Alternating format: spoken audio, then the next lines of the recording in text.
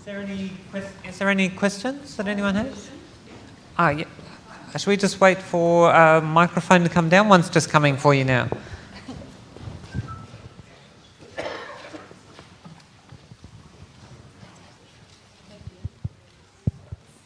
Hi.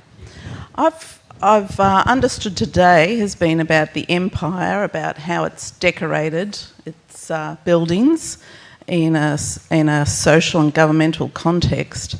I actually came here to find out about the Garden Palace itself, because the project, I understand, is actually Jonathan Jones's response, which is still forthcoming for the September opening.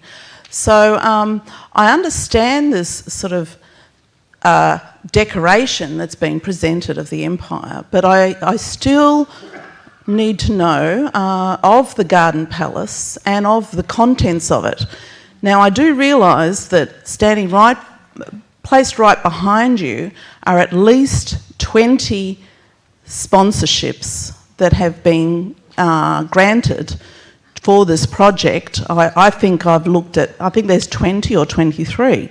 Kaldor Projects receives huge amount of government funding, including the University of Sydney, but I am yet to hear any address about the preamble to your actual exhibition. That is the Garden Palace, why the fire occurred, what was there, and I feel that when government money is used and other sponsorship is used, then we need to have some intellectual input for the investment that the public have made for this project. So please direct me as to where that will occur. I can tell you something about that. There were some ambitious plans that the Sydney International Exhibition Palace should, of course, be a crystal palace, but New South Wales didn't have the manufacturing capacity for cast iron and glass, and so in the event, or didn't have the money either to import it. In the event, it was a conventional timber frame building around masonry towers, the remaining bits that you see in the burnt out ruins. After the exhibition was on for a bit less than a year, and after the exhibition, the building was used for various purposes. It housed government records. In fact, one of the theories of why it burned down was arson, because it was said to contain convict-era records that people would like to see gone. Now, I've no idea if that's right.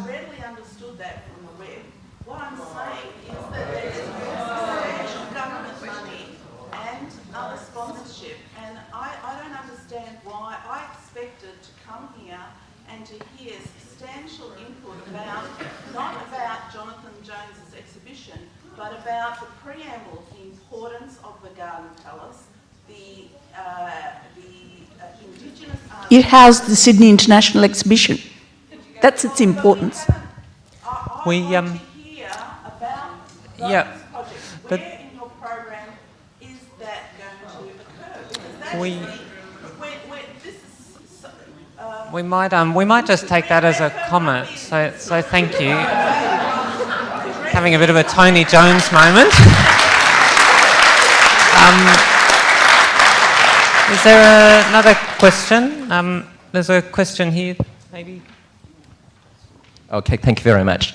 Could I ask about what was in fact the first Indigenous artwork that was acquired, and in what context that was first displayed in the gallery collection? Thank you. In the art gallery here? Yes. Yeah, so this afternoon we have Cara speaking on that very issue, looking at the two communities that Tony Tuxton that we raised started to work with very closely, working with both Yirrkala and the Tiwi Islands. So we might save that for this afternoon, if that's okay. Carol, I'll just get a microphone. Mine's a question. Well, it's a comment really, and it relates specifically to Linda and the librarian's talk. So I've just forgotten your name. But something that's really come out of it for me was and also to earlier comments that Jonathan's made in connection with Uncle Chicka, is that, of course, the sort of invisibility of a lot of things that were happening with Aboriginal people, our history has just sort of rolled over and hasn't showed for a variety of reasons. But I was very excited, Linda, to see your slide at the 1879 exhibition with the Thomas Webb glass engravings, because it was Thomas Webb, or in fact a son of Thomas Webb, when he was doing a engraving demonstration down at the exhibition in Melbourne in 1880, where somehow, and this is yet to be determined, he got to meet the great Wurundjeri artist William Barrack. And many of you here who've got an interest in Aboriginal culture will know that recently a barrack was sold for record price here in Sydney by the descendants of Thomas Webb. And the beautiful thing about that painting, we don't know where that painting's gone, or most of us don't know. It's bought by a very wealthy private collector, we believe. But the beautiful thing about that painting was that it's inscribed. It was given by Barrack as a Christmas present to the son of Thomas Webb in return for a piece of glass, apparently, he gave to Barrack. And I just think that's what an amazing exchange, but also what an amazing change has happened since that time. You know, who would have thought that piece of glass, and I know that there is glass in this gallery, and also... I don't think Webb glass brings in prices like that. No, but now the difference and just that interaction between Webb's son, I've forgotten his name, and William Barrack, it's extraordinary, and a lot of this history is just forgotten about. And I thought what Jonathan and Uncle Chicka was saying about the importance of Redfern and the importance of Aboriginal people, they sort of disappeared for a long time, really, and now lots of research and fantastic research like Jonathan's doing and he's initiated is really bringing back all these stories and making us all have such a better understanding of the contribution of Aboriginal people to, wider Australian history.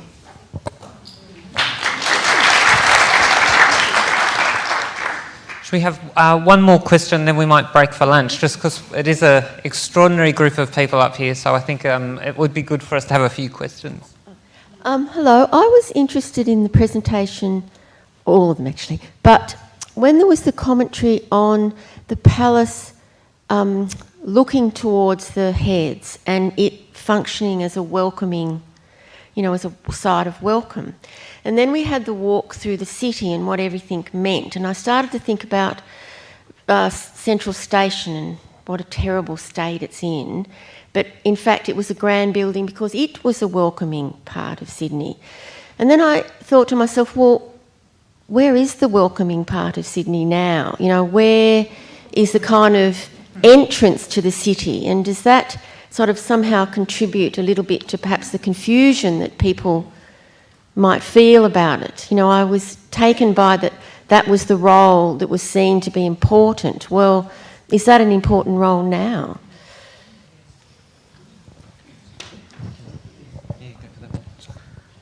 There are multiple entrances and they change with technology. I still think that the water is very important. That's part of Sydney's sense of itself, and it's very different to almost all other cities, or a few like it. And so the Art Gallery of New South Wales will be on the stage because it's going to greet people as they come in through the heads. I think the Opera House was critical. Utzon's thinking about a platform and a facade to the sky and a building that's seen in the round like a sculptural object that engages your eye and imagination at each footstep or each movement of the boat or the ferry is something that's very important. I think there's a lot that connects the Garden Palace to what Utzon did in terms of welcoming and organising the architecture to engage with a particular point of view. So I think they're very important, and the harbour will always be under discussion, but there are other entrances, of course. I think that the Central Park has now the Nouvelle Tower, and when you put the Nouvelle Tower next to the University of Technology Tower, you've got a gateway to the city. It's that the city takes on a real density as people move through from Parramatta into the city. And that's a very good urban design. There's one tower, looked wrong. It's the way Barnett would think. We need another tower, where now we've got a gateway. And so I think that's an important entrance. So it's a modern city, and there'll be many. And we'll read it in different ways, but the water will remain. And I think there's a lot to learn from Barnett's principles and Utzon, and we'll see what happens with the art gallery. Thank you so much, everyone. I'd like you to join us all in thanking our speakers this morning.